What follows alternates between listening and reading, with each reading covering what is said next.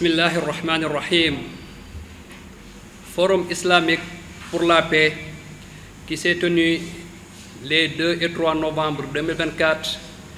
à la résidence Lat Dior de Thiès, organisé par l'Union de la jeunesse musulmane sénégalaise, 22e édition. Déclaration finale. La paix et le dialogue comme base de stabilité et de prospérité. C'est autour de ce thème central que les travaux de la 22e édition du Forum islamique pour la paix ont gravité, animés par des éminents professeurs, intellectuels et chercheurs venus de divers horizons et aux compétences variées et diversifiées. On peut en citer les professeurs Djibi Diakhaté, Abdoulaye Dieye, les imams Hassan Sek, Moussa Kanté, les docteurs Mohamedou Mokhtar Lo, Mohamed Mbacké Diouf. Ces sommités intellectuelles et spécialistes ont disséqué et disserté sur les sous-thèmes qui suivent. Comment la religion peut aider les sociétés humaines à vivre en paix? Le phénomène de l'immigration clandestine, causes et solutions. Le rôle de la communauté internationale dans la défense de la cause palestinienne. Un thème central et des sous-thèmes qui ont été brillamment abordés et développés par ces éminents sommités. Des membres d'une 20aine d'associations islamiques ont participé et suivi religieusement ces différentes communications. Auparavant, Serigne Souhaïbou Mbacké, fils du khalife général des Mourides, Cheikh Mountakha Mbacké, a délivré le message du khalife général, un message de félicitations, d'encouragement et de félicitations à l'endroit de Cheikh Ahmed Saloum Dieng, le président du Forum islamique pour la paix et organisateur de cette rencontre. Les différentes familles religieuses ont chacune envoyé des représentants de Touba, Tivaouane, Ndiassane, Thiénaba, Bambilor. Les ambassadeurs du Soudan, de l'Égypte, de la Mauritanie à Dakar, un envoyé spécial venu de l'université Al-Azhar d'Égypte, le recteur de l'université iranienne Al-Mustafa de Dakar ont pris part à la rencontre. Une rencontre dont la cérémonie d'ouverture a été présidée par le maire de Thiès-Ville, Dr Babacar Diop, qui a magnifié le rôle de la paix et du dialogue dans toute société humaine.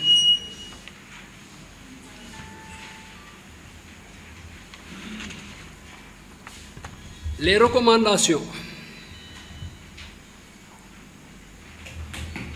Face à la crise d'autorité et des valeurs, le Forum islamique pour la paix exhorte et encourage les autorités étatiques et les pouvoirs publics à organiser les états généraux des valeurs, comme ce fut le cas pour les états généraux du transport et les assises de la justice. Deuxième recommandation, en cette période de campagne électorale pour les législatives, l'espace politique est émaillé de quelques scènes de violence. Ainsi, le Forum islamique pour la paix souligne avec un regret ces actes de violence et appelle les acteurs politiques de tous bords à œuvrer dans le sens de pacifier la scène politique et d'éviter les langages, actes et comportements de violence. Troisième recommandation, le Forum islamique pour la paix invite les pouvoirs publics, les acteurs politiques, les parents, les leaders d'opinion à puiser dans les enseignements et les valeurs religieuses pour asseoir et consolider les valeurs de paix, de solidarité et du vivre ensemble. Quatrième recommandation, le Forum islamique pour la paix invite les acteurs politiques de tous bords, les leaders d'opinion de ne ménager aucun effort pour la consolidation de la paix sociale, d'éviter tout acte, parole, attitude, comportement qui pourraient générer de la violence ou compromettre la stabilité du pays. Cinquième recommandation, le Forum islamique pour la paix réitère et renouvelle son soutien sans réserve au peuple palestinien et particulièrement aux populations de Gaza qui depuis plusieurs mois souffrent le martyre avec villes assiégées,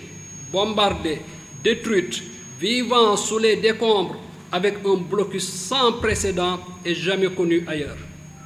Sixième recommandation, le Forum condamne les actes de violence, de terrorisme et de barbarie que commet l'Israël et cette impunité sur les populations civiles innocentes, avec notamment sur des femmes, des enfants. Septième recommandation, face au phénomène persistant de l'immigration clandestine, avec des dizaines, voire centaines de jeunes qui meurent en mer, noyés et perdus dans les océans, le Forum islamique pour la paix se dit conscient des difficultés que vivent les jeunes et la peur de l'avenir qui les hante. Toutefois, il exhorte la jeunesse à faire preuve de plus de patience, de persévérance et d'explorer toute possibilité de réussite dans leur pays et surtout d'éviter de penser que immigrer forcément égale réussite sociale. Huitième recommandation, le Forum invite l'État et les pouvoirs publics à se pencher davantage sur la jeunesse. Cette catégorie qui représente plus de 70% de la population et qui parfois ressent des angoisses pour son avenir et même son présent dans un monde difficile, un monde en crise. Fait à Thiès le 3 novembre 2024. Wassalamu alaikum wa rahmatullah.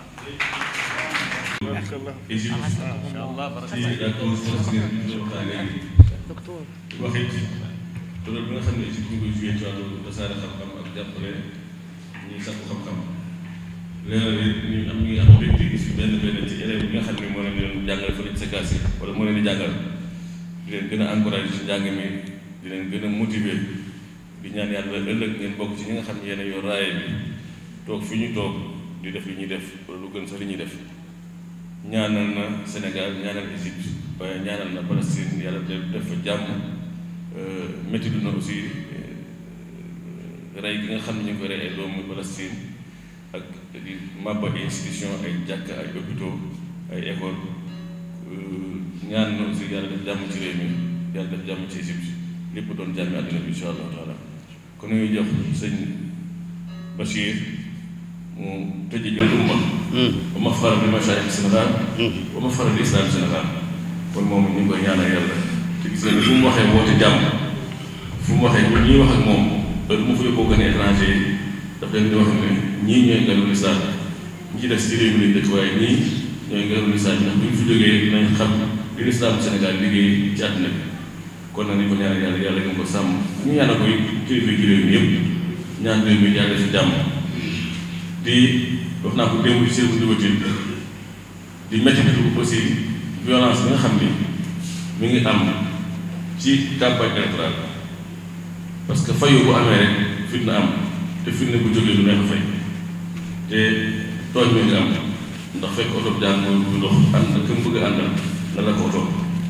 fekk si si jàmbur boo xam ne da ko luree xëy na sa moomu di ci fay alalam def fa matériel am daf fay bulletin campagne am nga ñëw lakk ko sànni fay xeer def ko ne dem gis caravane buy dem nga kar ko di ko sànni xeer ba nga seet sax léeg-léeg jaas yi génn fa te jaas yooyu su fa goroon ñaar wala ñett rek ñee jéem a fay lu ne mën a si juddoo te néew na nga xeeb lu tuuti mu la ko dëkk wala mu la ko réew démb monsieur le maire wax na ko fii ku xool ci Libye wala nga xool ca Mali wala nga xool la xewoon ci Libéria ak ci yenn réew yu mel ni moom wala ca Irak da nga moytu fitna ndax lu tuuti mën naa dem réeréer ba indi fitna joo xam ne kenn dootu ko mën a fay tey jii xanaa fu ñu ne woon ay xale yu ndaw yu jóge ay Norvège ay Allemagne ñooy daanaka ci def ko doon noonu ci réew moomu def 40 ans lu loolu fitna doogu moo ko mën dara mënu ko ndax amul benn colonel bu nekkoon buy Libye wala benn général bu mos a xalaat bi dana coup d'état xalaat mais ay xale yu ndaw ñoo jóge ci àll ba tubaab bi am ñu def seen bopp ñu ñëw ngir màbb institution boobu te ñun nag xale yi muy gis naa ne kenn mën leen contrôler moo tax dégg ma ne sëriñ saa ngi wax mais leader politique yi aussi war nañoo wax leader bu ne war gaaw tànn sa njaboot wax ni sant bi leen violence def loolu ñu leen violence tooñ loolu neen ndax loolu su amee mën naa jur fitna soo xam ne kenn ko mën a téye te al fitnatu naa'imatun la'ana Allaahu man ayqazahaa Sénégal nag maanaam yàlla ngi may jàmm waaye jàmm jooju ñu ko suuxatul waxuñu ko doxuñu ko ñaan ñu yàlla lu ma naqari ci réew mi wala iyaazu billaah kon nañu ànd ñaan jàmm dox jàmm ba jàmm te la sa moo ñu ñu jàmmoo te buñ jàmmoo réew mi am jàmm incha allah kon Oustaz Bassirou dafa la bismillah